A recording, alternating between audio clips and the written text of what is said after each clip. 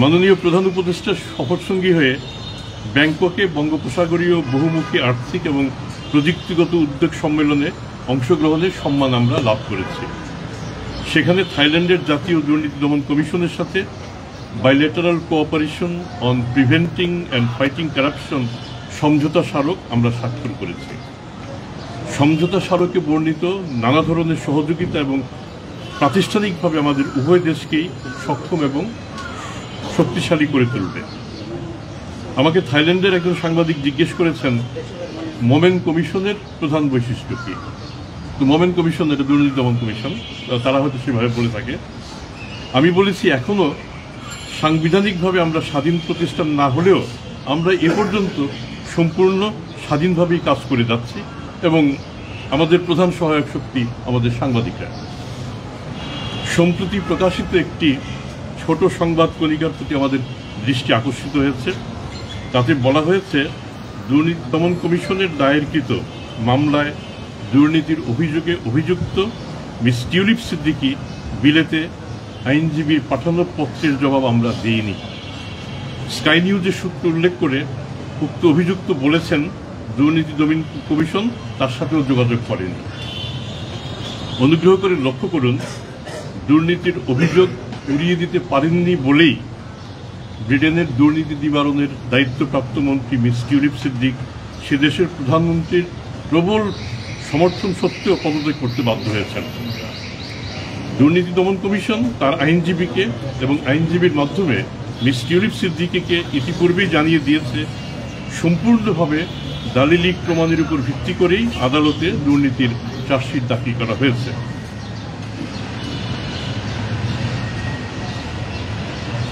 আদালতে হাজির হয়ে তারা যেন অনুগ্রহ করে এই অভিযোগের মোকাবেলা করেন। এটি কম্পাউন্ডেবল কোনো মামলা নয় যে চিঠি লেখালেখি করে মামলার পরিণতি নির্ধারণ করা যাবে। আদালতই তা নির্ধারিত হবে। আদালতে তার অনুপস্থিতি অপরাধমূলক পলায়ন, ক্রিমিনাল অ্যাবসকন্ডিং বলে বিবেচিত হবে। কেবল টিউলিপ সিদ্দিকী নন, দুর্নীতির প্রশ্নে সাবেক পলাতক প্রধানমন্ত্রী শেখ হাসিনা থেকে শুরু করে যে কোনো সাধারণ নাগরিকের বেলাতেও দুর্নীতি দমন কমিশন একই প্রমিত প্রক্রিয়া অবলম্বন করে থাকে। যেহেতু টিউলিপ সিদ্দিকের বিরুদ্ধে দায়েরকৃত মামলার প্রতি বিদেশি সংবাদ মাধ্যমের আগ্রহ রয়েছে এবং আপনাদের কেউ কেউ সেসব গণমাধ্যমের লোকাল করেসপন্ডেন্ট, আমি খুব সংক্ষেপে একটি ইংরেজি বিবৃতিও তুলে ধরছি। Anti-Corruption Commission's attention has been drawn to a news item published in print media regarding a letter from the lawyer of Tulip Siddiq, a former anti-corruption minister who had to step down on the charges of corruption. It is not unexpected that the lawyers would write letters to satisfy their clients. Anti-Corruption Commission, meanwhile, advised the absentee accused lawyer to fight her case in the court. Anti-corruption cases are not compoundable issues that a few exchange of letters will resolve this. Ms. Siddiqui, report says, confirmed Sky News that she is unaware of allegation and none from SSC contacted her. Interestingly, even under strong protection from Premier Kier Hardy, she had to resign on the charges of corruption. She has instructed her attorney to write to SSC. So it doesn't mean that she doesn't know. Ms. Tulip Siddiqui has been accused of corruption based absolutely on documentary evidences. The legal process demands that she has to appear before the court, otherwise she would be treated as criminal absconder after issuance of warrant of arrest. The charge sheet has been prepared after a thorough examination of documentary evidences. The rest lies with the court, while execution of all orders lies with Ministry of Home. Ministry of Foreign Affairs will also be involved. It is not only a case of Mrs. Tulip Siddiqui, but also in case of other absconding accused like Sheikh Hasina, Sheikh Rehana, Shoji Wajed, Saima Wajed, Radwan Mujib Siddiqui, and Azmina Siddiqui. The same standard procedure will be followed. আপাতত এই আমাদের প্রতিদিনের যে বিষয়ের বাইরে অংশটুকু বলা আর প্রতিদিনের যে বিষয় তার মধ্যে আমি বলছি, আজকে আমরা আমাদের সাবেক সংসদ সদস্য এবং পররাষ্ট্রমন্ত্রী মোহাম্মদ হাসান মাহমুদের বিরুদ্ধে দুইটি মামলা উত্থাপিত হবে। একটি মামলাতে তিনি যখন পররাষ্ট্রমন্ত্রী ছিলেন সেই সময় সেই সময় 9টি ব্যাংক হিসেবে আমরা 29 কোটি টাকার অস্বাভাবিক লেনদেন আমাদের চোখে পড়েছে, এবং এটা আমাদের দুর্নীতি দমন কমিশনের সাথে সম্পৃক্ত 3টি আইন, দুর্নীতি দমন কমিশন 2027-1, মানি লন্ডারিং প্রতিরোধ আইন 2012-4-2-3 এবং দুর্নীতি দমন প্রতিরোধ 1947-এর 2 ধারায় অপরাধ। আমরা এই মামলাটি দায়ের করতে যাচ্ছি। 39 কোটি নাকি স্যার? 39 কোটি।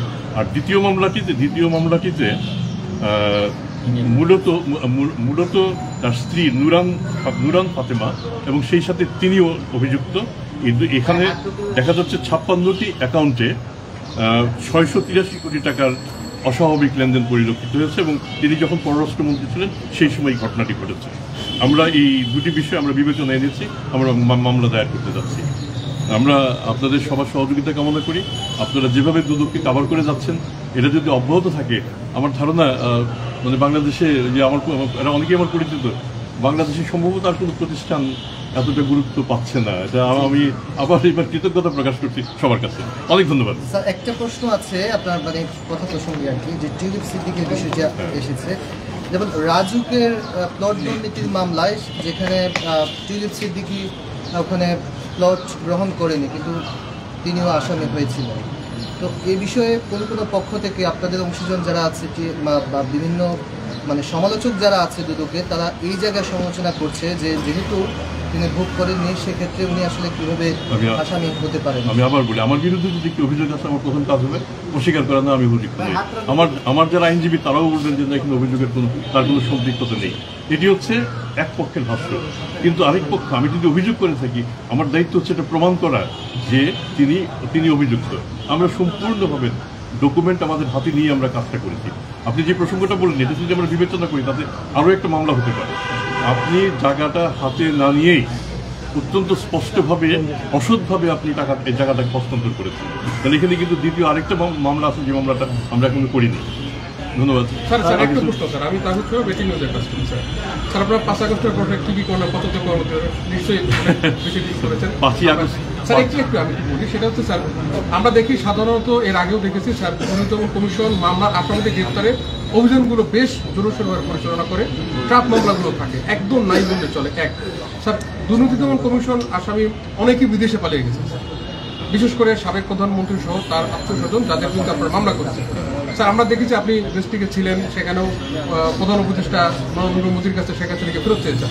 স্যার, আনুষ্ঠানিকভাবে আপনারা কি শেখ হাসিনাকে ফেরত চান, যেহেতু আপনাদের মামলা কোনো ব্যবস্থা নিয়েছেন কিনা আনুষ্ঠানিক? এবার আমি বলি, আপনার প্রশ্নটা অত্যন্ত সঙ্গত প্রশ্ন। আপনি জানেন আমরা প্রসিকিউটর, আমরা কিন্তু অ্যারেস্ট ওয়ারেন্ট আমরা ইস্যু করি না, আদালত থেকে যা পাই। আমাদের মামলাটা যখন করে যাচ্ছে শিগগিরই আপনারা পাবেন আদালত থেকে ওয়ারেন্ট অফ অ্যারেস্ট আপনি পাবেন। সেক্ষেত্রে যদি আমাদের আসামি অ্যাবসকন্ডিং হয়ে থাকে, তাহলে সেক্ষেত্রে সেই আসামি আনার জন্য আরও প্রক্রিয়া আছে, ইন্টারপোল আছে এবং অন্যান্য যত সব প্রক্রিয়া আছে, আমরা সবগুলি আমরা অনুসরণ করব। আন্তর্জাতিক প্রসিকিউটিং এজেন্সিগুলির সাথে আমাদের যোগাযোগ আছে, আমরা সেভাবে আগাবো। আর যেসব আসামি চলে গেছেন, তো আপনি দুদকের সীমাবদ্ধতার কথা চিন্তা করুন। দুদক কিন্তু স্বরাষ্ট্র মন্ত্রণালয় নয়, আমি নিজে একসময় স্বরাষ্ট্র মন্ত্রণালয়ে ছিলাম। দুদকের হাতে কিন্তু সমস্ত আসামিকে ধরে রাখার আমাদের হাতে সেই ক্ষমতাটুকুও নেই।